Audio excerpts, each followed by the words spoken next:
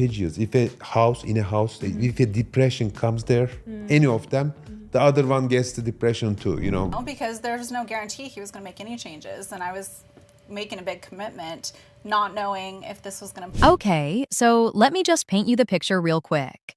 It's Monday, June 22nd. Shekinah Garner has just publicly blasted her husband on Instagram, called him a narcissist, called herself ready to be someone's prize, and basically lit the relationship on fire for everyone to watch. And what does Sarper do? He hops on Bumble and Tinder, while still legally married, and describes himself as a traveling comedian looking for something short-term. I need you to let that sink in for a second. This man did not go for a walk. He did not call a friend. He did not journal about his feelings. He opened 2 dating app profiles.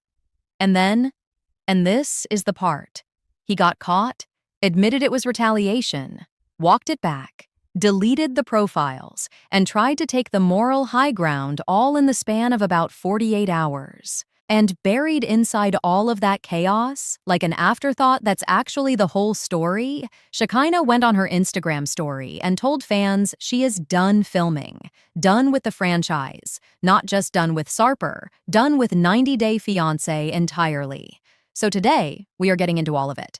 The screenshots, the comments, the Instagram war, the walkback, and the thing that I think actually matters the most here, which is that for the first time in years, Shekinah Garner sounds like she actually means it. Let's go back to the beginning real quick, because context matters here, and some of you might be newer to this particular disaster. Sarper and Shekinah met on Bumble. Yes, that Bumble. The same app he just resurrected mid-marriage. They met in Istanbul. She flew across the world for him. And they became one of the central couples on 90 Day Fiancé, The Other Way Season 5, which then rolled into Season 11. And from the jump, this relationship had a very specific flavor. Sarper came in, famous for his bad boy branding, and his extremely well-publicized claim of having slept with over 2,500 women. That was not a rumor he denied. That was like his personality.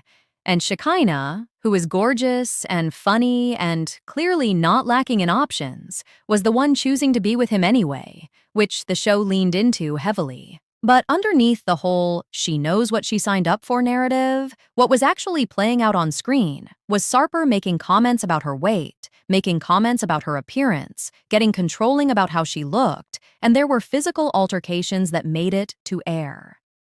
This was not a slow burn love story that hit a rough patch. This was a relationship that had red flags hanging from the ceiling since episode 1. They reportedly announced a split back in November. But here's the fun part. They are still currently airing together on 90 Day, The Last Resort Season 3. So while the show is playing out their attempt to fix things in real time, the real timeline has already blown past that, and we're watching the aftermath of a marriage that already ended unfold on social media faster than the edit can keep up with. That's the backdrop. Keep that in your head, because it matters when we get to Shekinah's franchise decision.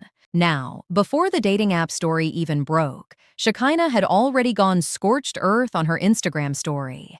And I want to walk through what she actually said because it's important. She accused Sarper of going, quote, lower than low. She said he called her uneducated and below his level. She said he called her mentally broken. She used the phrase narcissistic isolation tactics, which, if you've ever been in a relationship with someone who fits that profile, you know exactly what that phrase means and why someone would reach for it. She said he was hitting where it hurts by targeting her relationship with her family. And then she wrote something that really stuck with me. She said, "You'll be sending photos of you crying to get me back in a week." That's not a general statement. That's a woman who knows this man's exact playbook and is announcing in advance that she sees it coming. She also described herself as being ready to be someone's prize after spending more than 4 years being someone's punishment. 4 years. She said it just like that. And that framing, the prize versus the punishment thing, is going to come back in a big way in just a minute. Because Sarper apparently read it too, and decided that the correct response was to get on a dating app. So here's where we hit Monday, June 22nd. The Instagram account 90-Day Fiancé update posts screenshots, and these aren't fuzzy, questionable screenshots. These are clean, readable profile captures of what are very clearly active Bumble and Tinder accounts belonging to Sarper Guven. On these profiles, he describes himself as a comedian who is traveling all over the US and Canada. He says he's looking for something short-term, but open to long-term. And again, he is still legally married to Shekinah when these profiles are live, not separated by any legal definition, not even in a different country at this point. Married, active profiles, short-term, traveling comedian. The audacity of the bio alone is a whole conversation. And then people went to the comments. Because of course they did. And Sarper confirmed. He did not deny the profiles. He did not say it was a catfish. He did not go silent. He confirmed that the profiles were his, and he explained. And I want to be really precise about this because the word choice matters. He said he opened them the moment Shekinah posted that she was ready to be someone's prize. The moment. His words. He is framing the creation of active dating profiles during a legal marriage as a direct response to his wife saying she deserves better. That is the retaliation he is describing. She said she's ready for someone who treats her well. He downloaded Tinder. I want you to think about what that tells you about how this man processes the idea of a woman choosing her own worth. Now, here's where it gets a little complicated, because I don't want to just bury the part where he actually did the right thing, or at least a version of it. After the screenshots exploded and people reacted, Sarper reportedly came back and walked it back. He said that when he saw it from a third-person view, he felt bad. He acknowledged that even if everything between them is messed up, until they are officially separated, he should not have done it. He called it disrespectful to their past and to himself. And he said he deleted the profiles and that he would not return to dating apps until they are officially separated. So there it is. He caught himself, he acknowledged it, he owned the disrespect, and he deleted the profiles. That counts for something. I'm not going to pretend it doesn't. But what it does not do is undo the fact that his first instinct, his very first move, the second he felt the sting of Shekinah saying she deserves better, was to prove that he doesn't need her either. That reflex tells the whole story. The accountability came second. The ego protection came first. And Shekinah saw it. She always sees it. On Tuesday, she posted on Instagram, and this one is much quieter than the earlier blast, much more measured. She wrote, "Disliking me is valid. I probably confronted you on your poor behavior while everyone else just accepted it." Read that again. She's not defending herself from his reaction. She's not spiraling. She's not posting a crying video. She's sitting there saying, "I know why you don't like me. It's because I held you accountable and nobody else did." That is not the post of a woman who is going to change her mind. That is a woman who has done the mental work and arrived at clarity.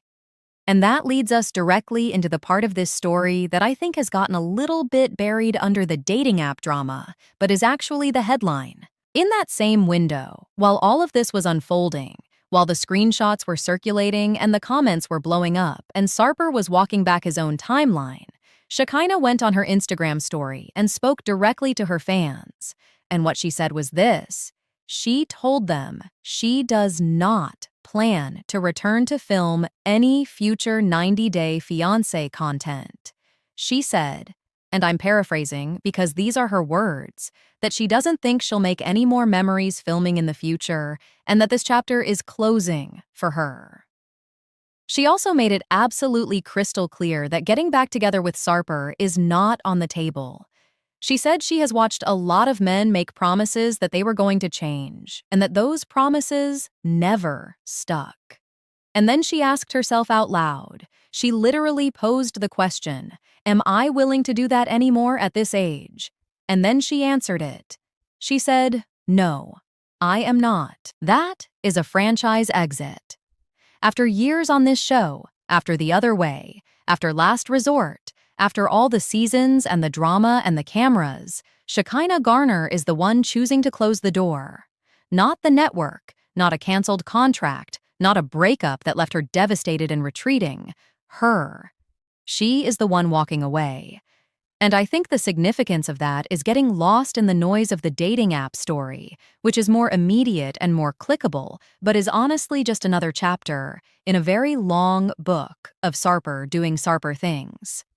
The real ending here, the actual narrative turn, is Shekinah deciding that the book doesn't get another chapter. Let's zoom out for a second, because I think this is worth sitting with. This relationship has been sustained, at least in part, by the show. Think about how many couples in the 90-day universe stay in each other's orbits way longer than they should, because they're thought there's always another season, another spin-off, another reunion, another opportunity to air it out on camera and get the engagement that comes with it. The show becomes its own reason to stay connected. And Shekinah leaving the franchise means she is removing that scaffolding entirely. There's no Last Resort Season 4 to hash it out on. There's no tell-all where she has to sit next to him and perform civility. There's no storyline that requires them to stay entangled. She is specifically and deliberately taking away the mechanism that has kept this going. That's not a breakup. That's a dismantling. And look, I want to give credit to the complexity here. Shekinah is someone who has been very open on camera and off about the ways this relationship has affected her. She has been criticized, she has been defended, she has been memed, she has had her weight commented on, her choices questioned, her intelligence questioned, and she has shown up for this franchise over and over again, even when it was clearly costing her something. So when she says she's done, when she phrases it as this chapter, closing, and not just taking a break or needing some space, that's not a dramatic exit. That's someone who has genuinely done the math and decided the equation doesn't work for her anymore. Now, let's come back to Sarper for a second, because I said earlier I want to be fair to the full picture, and I mean that. The walkback was real. He didn't double down. He didn't double down and then delete. He didn't go radio silent and let someone else speak for him. He came back. He looked at what he did, and he said out loud that it was disrespectful to their shared history and to himself. That takes something. It's not nothing. But here's my honest read on it. Sarper is someone who has been running on external validation for his entire adult life, and I mean that in the most non-clinical, most observational way possible based on everything that is aired. The 2,500 number was not a secret he kept hidden. It was a personality trait he introduced himself with. The dating apps went up the second he felt Shekinah pulling her validation away from him. And then, when the world reacted, he recalibrated again. It's not that he doesn't have the capacity for reflection. It's that the reflection keeps coming after the impulse, not before it. And for Shekinah, at this point, after years of watching that cycle play out, the question she answered for herself is exactly the right one. Is she willing to keep waiting for the reflection to start coming first? No, she is not. There's something else I want to point out that I think is easy to scroll past. Shekinah, in her original Instagram blast, wrote that she had spent more than 4 years being someone's punishment. 4 years of being the recipient of someone's worst moments, someone's control, someone's insecurity, someone's need to cut her down in order to feel better. And she described herself as ready now to be a prize. Not perfect, not healed, not over everything. Ready. Ready to be with someone who sees her value instead of testing it. And then, within days of her saying that, the response was dating app profiles. I'm not saying Sarper did it consciously to undermine that statement. I genuinely don't know what was going on in his head.